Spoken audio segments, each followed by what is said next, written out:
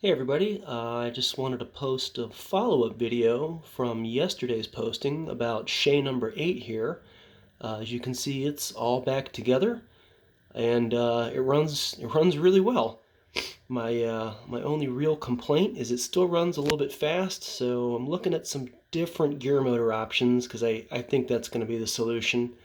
I tend to think that I can live with the transmission system that's in there, but definitely going to need something that's got lower output on the gear motor out of the gear head.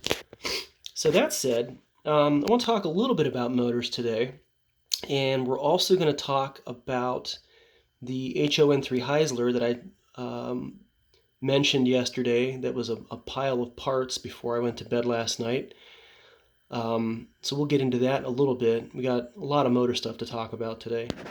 So first off, I've been buying an awful lot of these Maxon gear motors off of eBay, really cheap. The price seems to have gone up on them recently, but when I initially started hoarding these, I think I was getting them for $5 a piece with the gear heads. So what you're looking at here is kind of fun. This is the 3-stage as it comes. And then these I've actually cut down to a 2-stage and a 1-stage. So this is 4-to-1, 16-to-1, and then 64-to-1 reduction out of the same $5 gear motors. And pretty handy to be able to do that depending on what your application is. So these are 7,000 RPM. They're very low speed, extremely high torque 12-volt motors. And I'm going to show you in a second how you can modify these extensively and use them in your Hon3 models. These are really good. I've put them in all kinds of stuff, and when you squeeze them into a model die casting 280, it's like the exact motor that they've always wanted. They run perfectly. So coming over here and talking about motors really quick.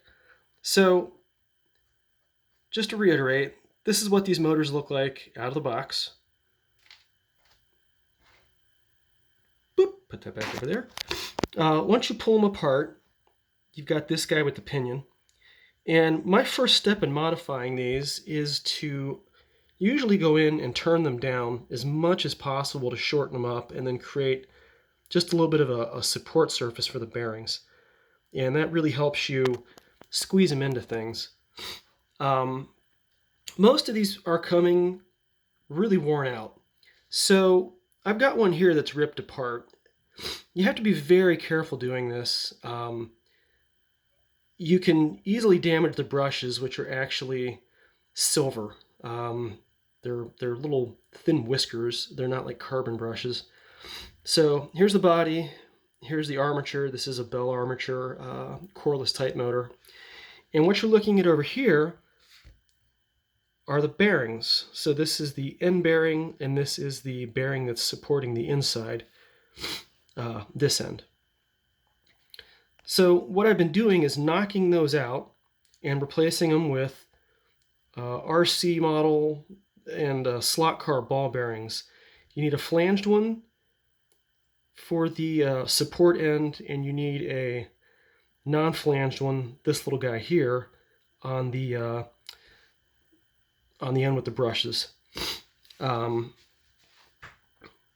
this goes next is I typically have to adapt these to different shaft sizes. So this is actually a precision ground dowel pin from McMaster-Carr, and this one's not been modified, but I'll show you in a minute how I do that. I drill and then microbore those to size to fit the 1.5 millimeter shaft, and then when I need a flywheel, I just turn them out of brass and then make them a nice light sliding fit onto there and fix them with a little bit of Loctite.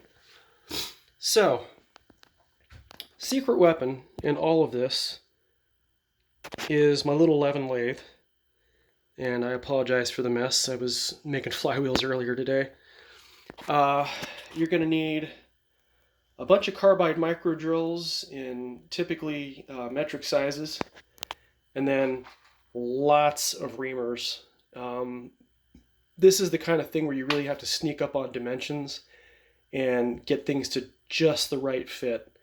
That involves using your handy dandy micrometer here to try to figure out what the shaft size is on the motor you're working with, because they are somewhat variable, and you are definitely looking for a perfect fit to keep this stuff from vibrating. And then just a tiny little bit of Loctite to hold any of this together is all you need. Anytime you want to take it apart, you just hit it very lightly with some heat from a torch, and the whole thing will come apart no problem, which is really handy. So, in a very roundabout way, we're going to talk about Mr. Heisler from yesterday, which I've now got on the track. I'm just going to go ahead and flip this on, and you can see how this little guy is running. And again, this is one of those 7,000 RPM Maxon motors that's been modified to fit. And at full speed, that's all the faster it goes. So I do apologize, I've got a runny nose today. It's fall. So get a good side view here of what's going on. You can see, you know, the motor that's been turned down, and the flywheel is actually nested over top of that to get it as close to the bearings as possible. But yeah, so it's come a long way from the pile of parts yesterday. I still have this pile of parts, but the trucks, I'm going to work on going through this pile and trying to make at least one set of trucks from the pile of junk that's here. And the body, I'm going to probably get rid of all the backdate stuff. I mean, this was a Westside Heisler number 3, so it should be oil burning and look like a modern loco. That's about it. So just thought I would share, and creating kind of a mess on my desk here. Anyway, we'll see y'all later. I'll have some more stuff to post shortly. Thanks a lot.